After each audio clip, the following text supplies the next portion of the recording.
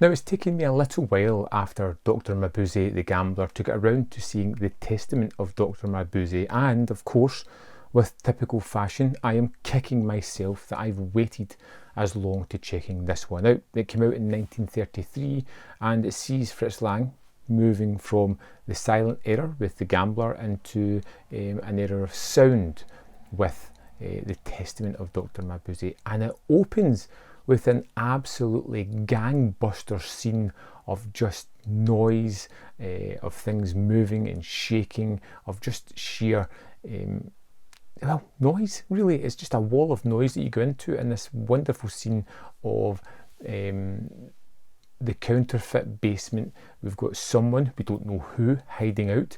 Two people who kind of spot that the body's there, and you get a wonderful kind of chase sequence and escape and explosions, and you are, or I was, sitting up, paying attention and ready for some Mabuse goodness. And I get it.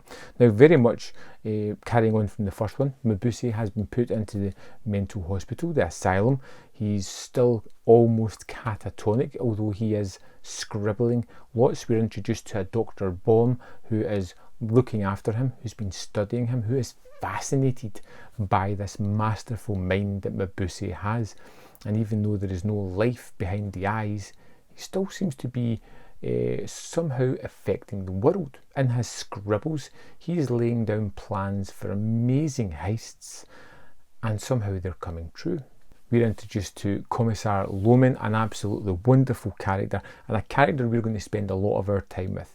This is the lead investigator, the person trying to figure out what is happening, what's going on, who's committing these robberies, and this is most definitely a big mystery movie as well, because we know that Mabuse is locked up. We know that he seems to be catatonic, and all through the movie he seems to be orchestrating what is going on.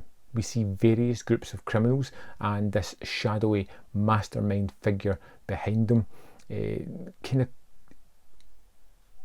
telling them what to do, laying out the plans for this. You've got Dr. Baum, who seems utterly fascinated by Mabuse, who is really interested on this mind and is wanting to cure him, to just be able to interact and deal with this supreme super intellect.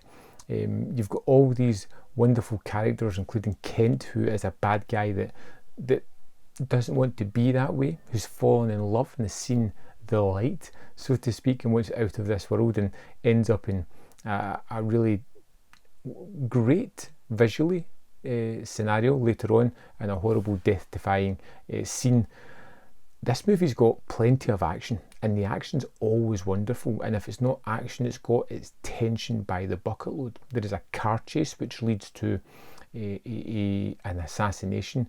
There is a watery scene that I won't go into too much. There is barrels being thrown, almost like Donkey Kong, that explode at the start of this movie. It has a lot going on visually. It keeps moving, it keeps you paying attention. It feels like there's a lot of stuff going on for a movie of this era.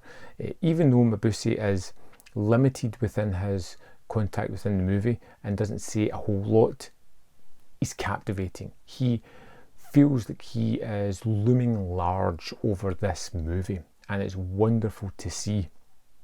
There are quirks that the characters have that just make them instantly relatable. I thought Commissar Lohman was one of the best detective characters I've ever seen. I loved his little quirks, his constant cigar, the looks, the raise of an eyebrow, the kind of subtlety that he was doing within his performance, as well as some broad strokes that really built that character up for me and really made me think that this was someone who could match the wit of Mabuse stopping this mastermind.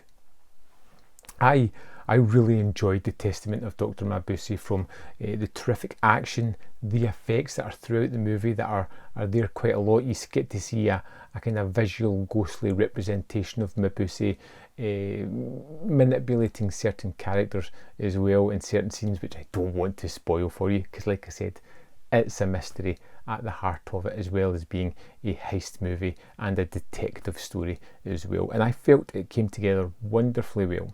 The runtime, which is just over 2 hours, zipped by. It was so energetic. It was so much going on with such wonderful characters, multiple characters that I really enjoyed spending time with, and a movie that I can see myself going back to a hell of a lot. The Testament of Dr. Mabuse was a terrific movie, and better than Dr. Mabuse the Gambler in my mind. And in fact, I won't leave it as long till I check out The Thousand Eyes of Dr. Mabuse. Can't wait, actually. I'd love to know your thoughts on this movie. Let me know in the comment box below, and I will see you next time on Man v Film.